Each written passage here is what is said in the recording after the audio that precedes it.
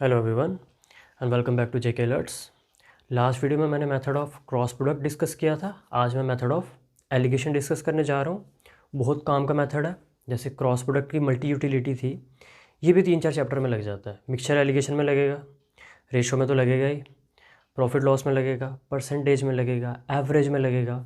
जहाँ जहाँ हम दो चीज़ों को जोड़ेंगे और कुछ ओवरऑल चीज़ की बात करेंगे, कंबाइंड चीज़ की बात करेंगे, होल चीज़ की बात करेंगे, वहाँ एलिगेशन लग जाती है। अब मेरा काम है आपको पहले सिखाना कि एलिगेशन लगती कैसे है। मतलब पहले तो पता होना चाहिए किस क्वेश्चन में लगेगी और किस में नहीं लगेगी।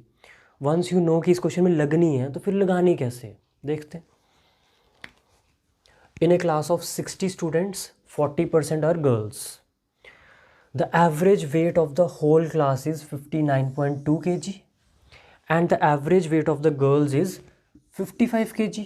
What is the average weight of the boys? सबसे पहले क्वेश्चन की लैंग्वेज पढ़ के पता चला कि इसमें बॉयज़ और गर्ल्स की बात हो रही है और होल क्लास की बात हो रही है। तो क्या बॉयज़ और गर्ल्स को मिला के ही तो क्लास नहीं बनती? पूरी क्लास की जब बात हो रही है तो उसमें बॉयज़ और गर्ल्स मिला के बात हो रही है। मतलब यहाँ बॉयज़ लिखेंगे, यहाँ गर्ल्स लिखेंगे और यहाँ ओवरऑल क्लास की बात करेंगे। तो दो चीज़ें मिला के एक कुछ ओवरऑल चीज़ बन रही है और उनके वेट की बात हो रही है। मतलब वो कुछ भी हो सकता है, वेट हो सकता है, मार्क्स हो सकता है, एज हो सकती है, कुछ भी हो सकता है। वो उससे फ़र्क नहीं पड़ता कि वो फैक्टर क्या है। सबसे पहले यहाँ लिख लेते हैं बॉयज़, यहाँ गर्ल्स और यहाँ ओवरऑल क्लास। तो मैं क्लास वर्ड लिख लेता हूँ, ठीक है। फिर यहाँ बॉयज़ का वेट आएगा, यहाँ गर्ल्स का वेट आएगा और यहाँ पूरी क्लास का वेट आएगा।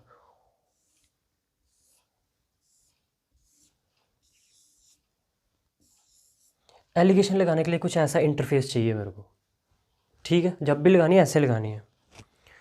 1 2 3 4 5 चीज़ें इन्वॉल्व हैं इसमें बस। अब जो पहली लाइन है ना उसका यूज़ करते हैं। 60 बच्चे हैं, फ़र्क नहीं पड़ता। 40% आर गर्ल्स। अगर 40% गर्ल्स हैं इसका मतलब 60% बॉयज़ होंगे। तो बॉयज़ हैं 60%, गर्ल्स हैं 40%। उससे फ़र्क नहीं पड़ता कि बच्चे 60 है कि 70 है कि 80 हैं, ठीक है। मुझे सिर्फ रेशो चाहिए इनका। तो रेशो निकालने के लिए क्या करूँगा, परसेंट से परसेंट कट जाएगा, 0 से 0 कट जाएगा। अभी भी कट रहा है, 6 और 4, 2 3 ज़ा 2 2 ज़ा। रेशो क्या आ गया, 3:2। जो रेशो ऊपर बनता है वही रेशो नीचे बनता है। तो नीचे भी क्या आ जाएगा, 3:2। अभी मैंने वेट की बात नहीं की, अभी सिर्फ बॉयज़ और गर्ल्स का रेशो देखा क्या बन रहा है। तो पता चला बॉयज़ 60% है, गर्ल्स 40% है। बॉयज़ 60% कहाँ से निकाले, क्योंकि कुल चीज़ खुद में कितनी होती है, 100%। और अगर 100% टोटल बच्चे मान रहा हूँ मैं, जिसमें से 40% गर्ल्स हैं, दैट मीन्स 60% बॉयज़ है। तो बॉयज़ 60% लिखे, गर्ल्स 40% लिखी। रेशो लिखनी थी दोनों की, तो परसेंट से परसेंट कट गया, 0 से 0 कट गया, 2 3 ज़ा 2 2 ज़ा। रेशो आ गई बॉयज़ और गर्ल्स की 3:2। वही लिखी 3:2। जो रेशो ऊपर बनती है वही रेशो नीचे बनती है। अब देखते हैं और कौन सी वैल्यू अवेलेबल है हमारे पास। तो होल क्लास का वेट पता है 59.2, तो यहाँ लिखना है। गर्ल्स का वेट पता है 55, तो यहाँ लिखना है। बस ये वैल्यू नहीं पता बॉयज़ का वेट, और वही निकालना है। तो ये वैल्यू निकल जाएगी तो हमारा क्वेश्चन सॉल्व। अब एलिगेशन में एक चीज़ और नोटिस करनी है। ये नोटिस क्या करनी है, ये चीज़ होती है कि ये जो वैल्यू होती है ना, ये इन दोनों के बीच में लाई करती है। बीच में डजेंट मीन कि मिड पॉइंट। ये है कि ये वैल्यू 55 से बड़ी है ना, 55 से बड़ी है, दैट मीन्स इस वैल्यू से ये छोटी होगी। मतलब ये जो मेरा आंसर आएगा ना, ये 59.2 से बड़ा आएगा। तो सारे ऑप्शन देख लो, 59.2 से बड़े हैं। ये वैल्यू इन दोनों के बीच में लाई करती है। बीच में इन द सेंस कि ये अगर 10 है, ये अगर 6 है, तो ये वैल्यू 7 भी हो सकती है, 8 भी हो सकती है, 9 भी हो सकती है, 8.5 भी हो सकती है। मतलब उन दोनों के बीच में होना है इसको जस्ट। ये नहीं कि इससे एक्सीड कर जाएगी या इससे एक्सीड कर जाएगी। तो मेरे को एक आइडिया मिल गया कि ये वैल्यू अगर 55 से बड़ी है, दैट मीन्स इससे छोटी होगी, तो मेरा आंसर इससे बड़ा आने वाला है। अब अगर ये वैल्यू बड़ी है 55 से, तो इसमें से 55 माइनस करने हैं, क्योंकि ये वैल्यू एक से बड़ी होगी और एक से छोटी होगी ना। तो अगर इससे ये वैल्यू बड़ी है तो इस वाले से छोटी होगी ना, तो इसमें से इसको माइनस करो। मतलब एक बार इसने माइनस करना है और दूसरी बार इसने माइनस होना है। मतलब ये जो बड़ी वैल्यू है ना, इसमें से इसको माइनस होना पड़ेगा। ऐसे समझो कि एक बार मैं कह रहा हूँ कि 59.2 में से 55 माइनस होंगे ही, क्योंकि ये बड़ी वैल्यू है, बड़ी में से ही छोटी माइनस करते हैं। लेकिन नेक्स्ट टाइम क्या होगा, 59.2 माइनस कर चुका है ना, अब 59.2 की माइनस होने की बारी है। किस में से होगा, इस वैल्यू में से, जो मुझे नहीं पता है। एलिगेशन में ऐसा ही होता है कि एक बार ये वैल्यू माइनस करती है, दूसरी बार ये वैल्यू माइनस होती है। तो यहाँ मैं क्या कर सकता हूँ, इसमें से ये माइनस कर सकता हूँ। तो 59.2 में से 55 जाएंगे तो आंसर आ जाएगा 4.2। वो जो इनका सब्ट्रैक्ट करके आंसर आता है वो इसी लाइन में लिखना होता है यहाँ पे, जबकि यहाँ लिखा कितना है 3, जबकि यहाँ आना क्या चाहिए था 4.2। इसका मतलब 3 की वैल्यू ही 4.2 है। इट्स वेरी ऑब्वियस कि इसमें से ये माइनस करके आंसर आना चाहिए था 4.2, बट यहाँ पे ऑलरेडी क्या लिखा हुआ है 3, तो 3 नहीं होना चाहिए ना। इसका मतलब 3 की वैल्यू 4.2 है। काट लेते हैं क्योंकि इसका सम ऑफ डिजिट 6 बन रहा है। 3 1 ज़ा 3, 1.4 ज़ा, एक की वैल्यू 1.4, तो 2 की वैल्यू 2.8, तो इसको मैं 2.8 कर रहा हूँ। अब एक चीज़ मैं बता चुका हूँ आपको कि ये वैल्यू अगर छोटी थी, if this value was smaller, तो ये वैल्यू ग्रेटर होगी। किससे ग्रेटर होगी, 59.2 से। और 59.2 से ग्रेटर करने के लिए 59.2 में कुछ ऐड किया जाए या कुछ सब्ट्रैक्ट किया जाए। मतलब मैं चाहता हूँ कि 59.2 से बड़ी वैल्यू मिले, तो इसमें कुछ ऐड करना पड़ेगा। वो कुछ क्या ऐड करना, जो यहाँ इसके सामने दिख रहा है। मतलब ऐसे ऐसे चीज़ों को देखना है इसमें क्रॉस में। तो 59.2 में जब 2.8 ऐड होंगे तो 59 + 2 61 और 0.2 और 0.8 62, तो बॉयज़ का एवरेज आ जाएगा 62, और 62 ऑप्शन में है। इससे बेस्ट तरीका है ही नहीं ये क्वेश्चंस करने का। अभी आपको दिक्कत आ रही होगी, यार इसमें तो बहुत कुछ करना पड़ रहा है। जैसे मैं ये चार पांच क्वेश्चन डिस्कस करूँगा, आपको लगेगा यार इससे आसान मेथड ही कोई नहीं है। अभी क्यों प्रॉब्लम आ रही थी आपको, बिकॉज चीज़ें डेसिमल में थी। तो पेपर में जो क्वेश्चन आते हैं उसमें चीज़ें डेसिमल में ही होती हैं। अभी इस क्वेश्चन में एलिगेशन फिर इजीली लग गई क्योंकि बीच वाली वैल्यू दी हुई थी। ऐसे क्वेश्चन भी बनते हैं जब ये वाली वैल्यू मिसिंग होती है, तो तब एलिगेशन लगाना सबसे मुश्किल काम होता है। बट मैं आपको वो भी सिखाऊंगा कि वो कैसे लगाते हैं। मैंने एक क्वेश्चन लिया है इस वीडियो में जिसमें ये वाली वैल्यू मिसिंग है। एक मैं करवाऊँगा और एक आप होमवर्क करोगे, मैं वो लास्ट में डिस्कस करता हूँ। पहले कुछ प्रॉफिट लॉस के क्वेश्चन लेते हैं जो एलिगेशन से हो जाते हैं। इस वीडियो को ध्यान से देखना पड़ेगा आपको, और मे भी 3 से 4 बार देखना पड़े। बट अगर ये मेथड समझ आ गया तो आगे का एरिथमेटिक आपका काफ़ी स्मूथ हो जाएगा, क्योंकि ये टाइम स्पीड एंड डिस्टेंस में भी लगता है। खैर मैंने आज की वीडियो में टाइम स्पीड एंड डिस्टेंस का क्वेश्चन नहीं लिया है, बट इन फ्यूचर मैं 2-4 question time speed and distance के लूँगा जिसमें एलिगेशन का मेथड लगता है। मतलब आपने सोचा भी नहीं होगा कि उस चैप्टर में भी एलिगेशन लग सकती है। तो बहुत काम का मेथड है, लेकिन यह कि बच्चों को लगाना नहीं आता। बच्चे सिर्फ तभी लगा पाते हैं जब ये या ये वैल्यू मिसिंग हो। मैं कह रहा हूँ अगर बीच वाली मिसिंग हो तब भी लग जाता है। एक चीज़ फिर देख लो इस मेथड में क्या क्या है, कि जो रेशो ऊपर बन रहा है वही रेशो नीचे लिख देना होता है बिना कुछ सोचे। फिर देखना कि कितने फैक्टर इस क्वेश्चन में गिवन है। तो इस 3 में से एटलीस्ट 2 फैक्टर तो गिवन होते हैं। तो मुझे क्या क्या गिवन था, ये 55 भी गिवन था, ये 59.2 भी गिवन था। तो एक चीज़ पता चल गई कि आंसर 59.2 से बड़ा होगा, क्योंकि ये वैल्यू छोटी है ना, तो ये वाली वैल्यू बड़ी ही आनी थी, और ऑप्शन देख के भी पता चल रहा था कि बड़ी आएगी। अब ये वैल्यू बड़ी थी 55 से, तो इसमें से 55 माइनस किए तो आंसर आया 4.2, जबकि यहाँ क्या दिख रहा था 3। इसका मतलब 3 की वैल्यू 4.2, तो 1 की वैल्यू 1.4, तो यहाँ 2 लिखा था, तो 1 की वैल्यू 1.4 है तो 2 की वैल्यू 2.8। अब ये वैल्यू निकालनी है, और आप जानते हो कि ये वैल्यू 59.2 से बड़ी आनी चाहिए। वो तभी पॉसिबल है जब इसमें 2.8 ऐड किए जाएँ। तो जब इसमें 2.8 ऐड किए तो 62 आ गया, एंड 62 इज़ योर आंसर। अब क्वेश्चन लिया प्रॉफिट लॉस का, और यहाँ एलिगेशन लगाना सबसे आसान है, बिकॉज यहाँ पे सब चीज़ें दी हुई हैं, कोई टेंशन नहीं। अ person bought a horse and a vehicle for ₹40,000। एक घोड़ा और एक गाड़ी खरीदी कोई भी 40,000 में, दोनों चीज़ें 40,000 में। ऐसा नहीं है कि 40 हज़ार के दोनों, 40 में दोनों शामिल है। He sold horse at 10% profit and vehicle at 5% loss. तो दोनों वैल्यूज़ पता चल गई। यहाँ पे लिख लेते हैं हॉर्स और यहाँ पे लिख लेते हैं vehicle. On whole transaction he got profit of 1%, और ये भी पता चल गया कि ओवरऑल उसको फ़ायदा ही हुआ है 1% का। CP ऑफ हॉर्स पूछी है, हॉर्स की पूछ ले, व्हीकल की पूछ ले, या दोनों की पूछ ले, कोई टेंशन नहीं है। तो हॉर्स पे हुआ है प्रॉफिट कितने परसेंट का, 10% का, तो हम 10 लिखेंगे, परसेंट की साइन डालना ज़रूरी नहीं है। व्हीकल पे हुआ है लॉस। अब अगर मैं लॉस को भी सिर्फ 5 ही लिखूँगा तो हम कैसे डिफ्रेंशिएट कर पाएंगे कि ये प्रॉफिट है और ये लॉस है।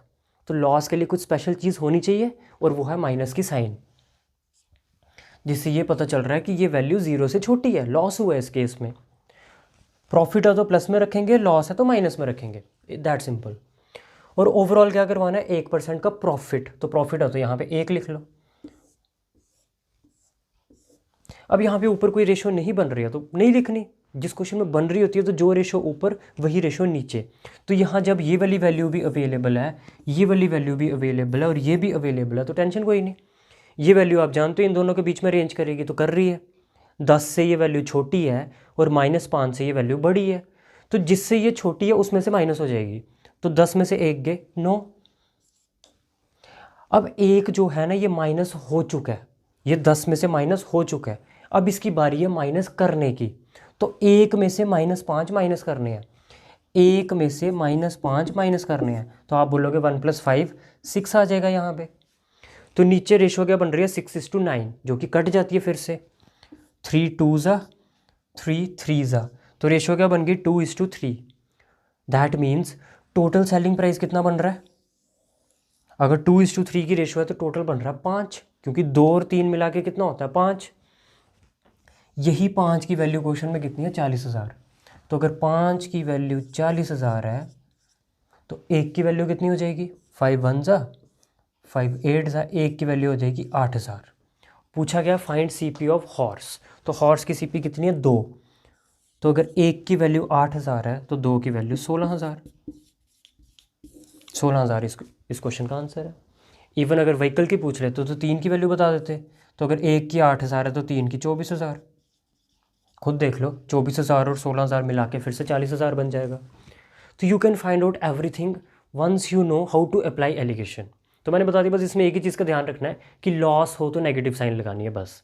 अगर ओवरऑल ट्रांजैक्शन पे लॉस हो रहा होता ना तो यहाँ -1 लिखता मैं, ये ध्यान रखना बस।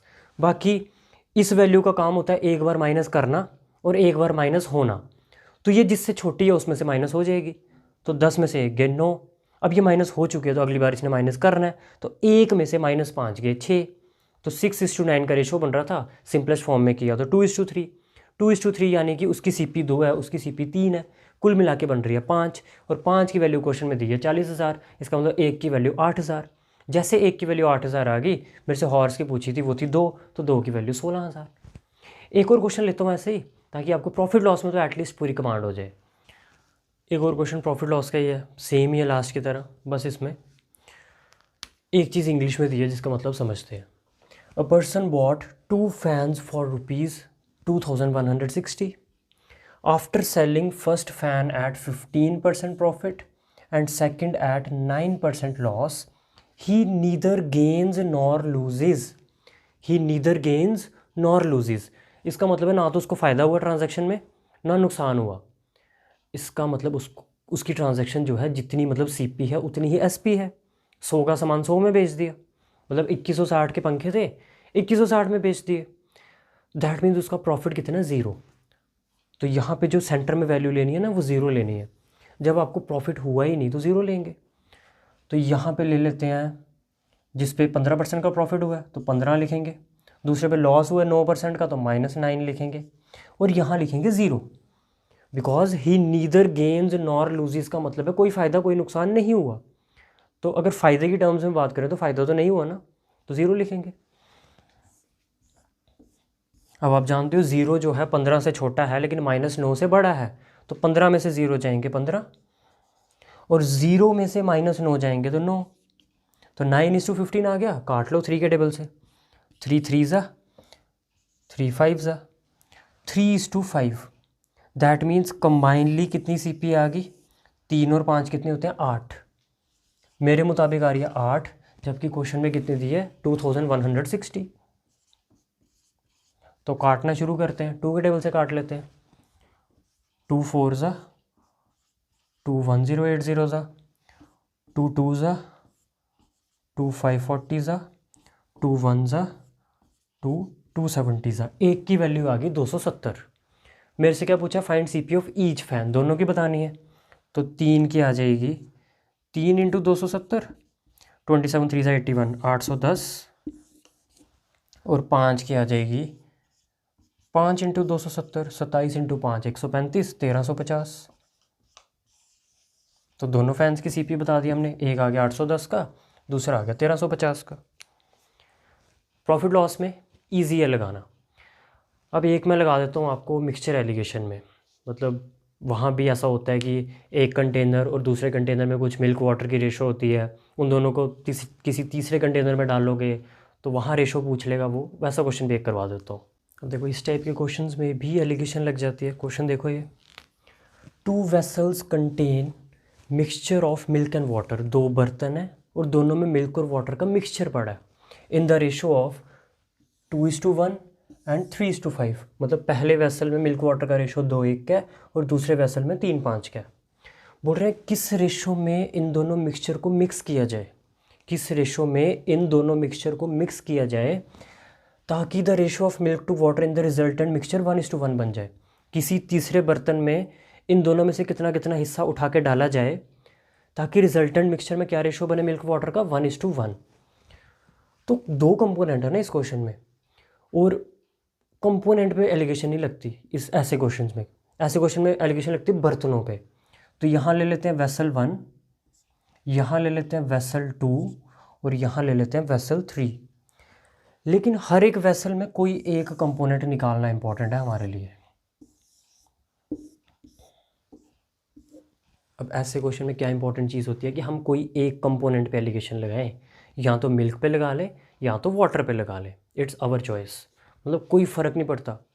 अब मुझे बताओ पहले वेसल में दूध कितना है, अगर टोटल चीज़ उसमें 3 लीटर पड़ी है तो उसमें दूध 2 लीटर है, तो हम कह सकते हैं ना कि उसमें मिल्क जो है वो 2/3 होगा। मैं मिल्क पे लगा रहा हूँ, मिल्क पे लगा लेते हैं। आप घर पे वाटर से ट्राई करना, आंसर सेम आएगा। तीनों जगह मिल्क ले लेते हैं। गलती क्या कर सकते हो आप कि आप एलिगेशन लगा दो मिल्क वाटर पे, मिल्क वाटर पे नहीं लगानी। यहाँ किन चीज़ों को जोड़ा जा रहा है, क्या पानी और दूध को जोड़ा जा रहा है? नहीं, हम 2 बर्तनों का सामान किसी तीसरे बर्तन में डाल रहे हैं। तो ये चीज़ इंपॉर्टेंट है कि किन चीज़ों को आप ओवरऑल देख रहे हो। मिल्क वाटर से मतलब नहीं यहाँ पे, कल को वो एसिड और स्पिरिट का क्वेश्चन हो सकता है, एसिड और अल्कोहल का हो सकता है, कंपोनेंट कुछ भी हो सकते हैं। लेकिन आपको चीज़ समझनी है कि मिक्सचर देखना हमें। तो मतलब 2 वेसल और ये तीसरा वेसल जिसमें वो दोनों चीज़ें मिक्स की जा रही हैं, ओवरऑल चीज़ तो इसमें बन रही है ना। तो कोई एक कंपोनेंट पे लगा लेंगे, इधर मिल्क और वाटर। चलो मिल्क पे लगा लेते हैं। तो पहले बर्तन में मिल्क कितना है, 2/3। दूसरे बर्तन में मिल्क कितना है, 3/8, क्योंकि टोटल चीज़ तो 8 है ना। 3 हिस्से दूध है, 5 हिस्से पानी है, तो कुल मिला के मिक्सचर 8 है, जिसमें से दूध 3 है, तो 3/8। और आखिरी बर्तन में अगर 1:1 का रेशो है, मतलब एक हिस्सा दूध एक हिस्सा पानी, तो मतलब अगर टोटल 2 लीटर चीज़ है तो उसमें से दूध कितना होगा, 1, तो 1/2। अब आपको पता है एक बारी ये वैल्यू माइनस होती है और एक बारी ये वैल्यू माइनस करती है। तो किस में से माइनस किया जाए, 2/3 होती है 0.67। हाँ, तो ये वैल्यू बड़ी है, इसमें से इसको माइनस कर देंगे, तो यहाँ बनेगा 2/3 माइनस 1/2। अब 1/2 माइनस हो चुका है ना, तो अब इसकी माइनस करने की बारी है। तो यहाँ आ जाएगा 1/2 माइनस 3/8। बस अब इन दोनों को सॉल्व करेंगे और हमें आंसर मिल जाएगा, मतलब हमें रेशो मिल जाएगा। तो 2 और 8 का एलसीएम क्या होता है, 8। तो जब यहाँ 8 एलसीएम आ जाएगा, या मैं इसको 8 बना लेता हूँ, चलो 4 से मल्टीप्लाई करके, तो ये बन जाएगा 4/8। और जब दोनों के नीचे 8 आ जाता है तो इसको होल अपॉन 8 लिखते हैं, तो होल अपॉन 8 कर लेते हैं। और 4 में से 3 गए, 1/8। ठीक है, ये सॉल्व हो गया 1/8। अब इसको करते हैं, 3 और 2 का एलसीएम होता है 6, तो इसका मतलब दोनों को 6 बना लो। तो इसको बनाने के लिए 2 से मल्टीप्लाई करना पड़ेगा और इसको भी 2 से, तो 4/6 हो जाएगा। और इसको 6 बनाने के लिए 3 से मल्टीप्लाई करना पड़ेगा, तो 2 3 1 3 मतलब 3/6। और जब दोनों के नीचे 6 है तो होल अपॉन 6 आ जाएगा। और 4 में से 3 के 1, कहने का मतलब 1/6। यहाँ आ गया 1/8 और वहाँ आ गया 1/6। अब रेशो तो इस फॉर्म में नहीं होता, तो 8 और 6 को ख़त्म करने के लिए 8 और 6 के एलसीएम से मल्टीप्लाई करना पड़ेगा दोनों साइड। तो 8 और 6 का एलसीएम क्या होता है 24। तो यहाँ भी 24 से मल्टीप्लाई करवा दो और यहाँ भी 24 से मल्टीप्लाई करवा दो। तो 8 1 ज़ा 8 3 ज़ा 6 1 ज़ा 6 4 ज़ा। तो क्या रेशो आ गई 3:4। 3:4 है ऑप्शन में, पहला ऑप्शन। बताओ, मैं चाहूँ तो वाटर पे लगा सकता हूँ, तब भी आंसर सेम आएगा। चलो वाटर पे लगा ही देता हूँ आपको।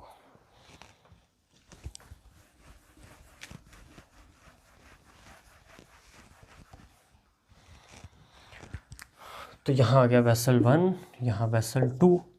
अब लगा रहे हैं पानी पे। तो पहले बर्तन में पानी कितना है, 1, कितने में से, 3 में से, तो यहाँ आ जाएगा 1/3। दूसरे बर्तन में पानी कितना है, 5, कितने में से, 8 में से, 5/8। और तीसरे बर्तन में पानी कितना है, 1, तो 1/2।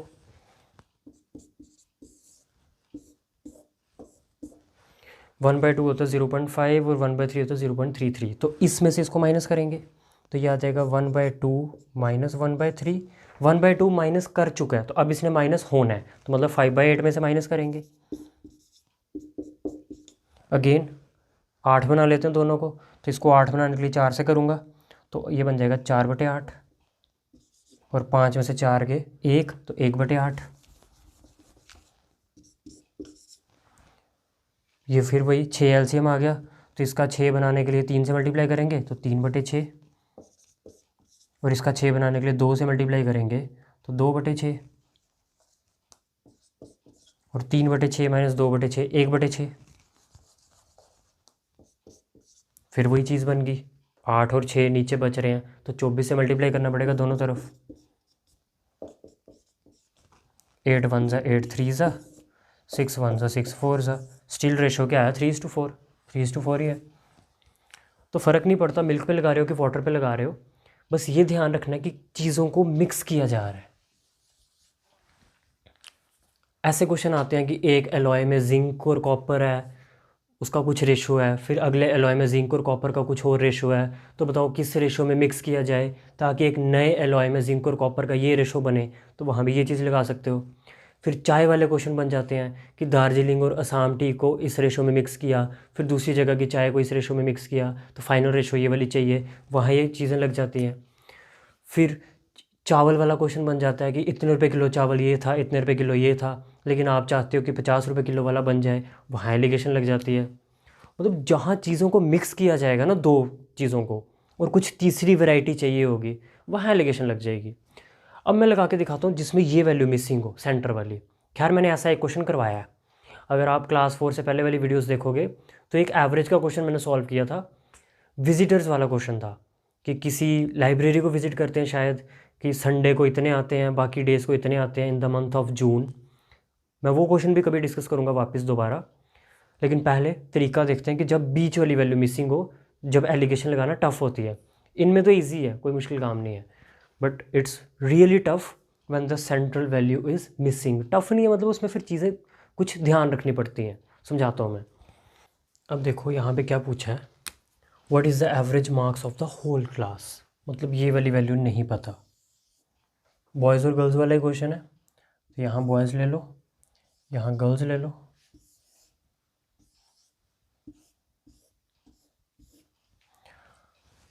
तो गर्ल्स का एवरेज 72 है और बॉयज़ का एवरेज 54 है, ये नहीं पता। और यहाँ वाला रेशो हम लिखेंगे क्योंकि मेरे को पहली लाइन में पता है कि 40 स्टूडेंट्स हैं जिसमें से 60% गर्ल्स हैं, तो इससे फ़र्क नहीं पड़ता कि 40 हैं कि कितने हैं। 60% गर्ल्स है ना, तो गर्ल्स वाली साइड लिखोगे 60%, बॉयज़ वाली साइड लिखोगे 40%। तो परसेंट से परसेंट काट दोगे, 0 से 0 काट दोगे, 2 2 ज़ा 2 3 ज़ा, रेशो बन रहा है 2:3। तो यहाँ भी रेशो क्या बनेगा 2:3। And when the central value is missing, फिर क्या करना होता है, इन दोनों का डिफरेंस। तो 54 और 72 का डिफरेंस कितना होता है, 18। 52 और 72 का डिफरेंस है 18। इनका क्या निकालना है, डिफरेंस, और इनका निकालना है सम। तो 2 और 3 का सम कितना होता है, 5। 2 और 3 का सम 5 होता है। तो नीचे वालों का सम बराबर होता है ऊपर वालों के डिफरेंस के। तो 5 की वैल्यू 18, 5 की वैल्यू 18, तो 1 की वैल्यू 18/5, 1 की वैल्यू कितनी हो जाएगी 18/5, एंड 18/5 कितना होता है 3.6। 1 की वैल्यू पता चल गई 3.6। तो अब थोड़ा स्मार्टली प्ले करना है। मुझे पता है ये वाली वैल्यू 54 से बड़ी होगी, 72 से छोटी होगी और 54 से बड़ी होगी। अब 54 से बड़ी तभी हो सकती है जब ये वाला फैक्टर 54 में ऐड हो, और अगर 72 से छोटी बनानी है तो 72 में से ये वाला फैक्टर माइनस करना पड़ेगा। माइनस करना हमेशा थोड़ा मुश्किल काम होता है, तो हम ऐड करेंगे। मतलब मैं कितने यूनिट की वैल्यू पता करूँगा 3 की, 2 की नहीं करूँगा। क्या करनी 2 की निकाल के, क्योंकि वो तो फिर माइनस करनी पड़ेगी ना। हम प्लस वाली चीज़ प्रेफर करेंगे। तो अगर 1 की वैल्यू 3.6 है तो 3 की वैल्यू कितनी हो जाएगी 3.6 इंटू 3 10.8। तो 3 की वैल्यू एक्चुअल में कितनी है 10.8। इट मीन्स 54 में प्लस करने पड़ेंगे 10.8। 54 प्लस 10.8 इज़ 64.8। 64.8 है ऑप्शन में, सी ऑप्शन करेक्ट वन। दो तरीके से इस वैल्यू तक पहुंचने के, या तो 72 में से ये वैल्यू घटा देता या 54 में ये वैल्यू जोड़ देता, क्योंकि ये वैल्यू 54 से बड़ी आने वाली थी और 72 से छोटी आने वाली थी। सेंटर में लाई करती है ना। देखो 2 की वैल्यू निकालते तब भी आंसर आ जाता। 1 की वैल्यू 3.6 तो 2 की वैल्यू आ रही होती 7.2। और अगर आप 72 में से 7.2 माइनस करो तब भी 64.8 ही आता है। करके देख लो। 72 माइनस 7.2, 10 में से 2 गए 8, 11 में से 7 गए 4 और 6 में से 0 गए 6, 64.8 ही आएगा। तो बिल्कुल निश्चिंत रहना है। देख लेना इनमें से छोटी वैल्यू कौन सी है, 72 छोटा है कि 54। तो 54 छोटा था ना, और छोटी वैल्यू में हमेशा क्या करना पड़ता है प्लस। तो ये वैल्यू जैसे 10.8 आ गई तो इसमें प्लस कर दिया। तो प्लस करना ईजी होता है, प्लस मैंने ओरली कर लिया। माइनस मैं ओरली नहीं कर पाया, मैंने साइड पे किया, तो उससे बेटर ऑप्शन है प्लस करो। तो मैं ऐसा सेम ही क्वेश्चन आपको होमवर्क दे रहा हूँ एक और, जस्ट वैल्यूज़ चेंज होंगी एंड आई होप आप कर लोगे। काफ़ी कोशिश की मैंने एलिगेशन का मेथड समझाने की। मैं इजी क्वेश्चन काफ़ी ले सकता था जिसमें ये भी दिया होता है, ये भी दिया होता है, ये भी दिया होता है, बट ऐसे क्वेश्चन आजकल एग्जाम में नहीं आ रहे। वो है कि तरीका समझने के लिए वो बेस्ट है कि 3 वैल्यूज़ पता हो तो एलिगेशन लगा लो। फिर क्या ही करना है यार, इसमें से इसको माइनस करना है, इसमें से इसको माइनस करना है, फिर तो कोई भी वो रेशो बता देगा ना। मुश्किल तो तब है जब यहाँ तो ये वैल्यू मिसिंग हो या ये। इवन ये दो में भी चल जाता है काम, बट जब ये वैल्यू मिसिंग होती है तब ऊपर वालों का डिफरेंस नीचे वालों का सम वो देखना पड़ता है। तो एक और क्वेश्चन दे रहा हूँ, वो होमवर्क में करो। This is your homework question, I hope you will be able to do it. नहीं भी होगा at least give it a try. Screenshot ले लिया होगा आपने। सो नेक्स्ट वीडियो में मिलते हैं। Till then it's good bye.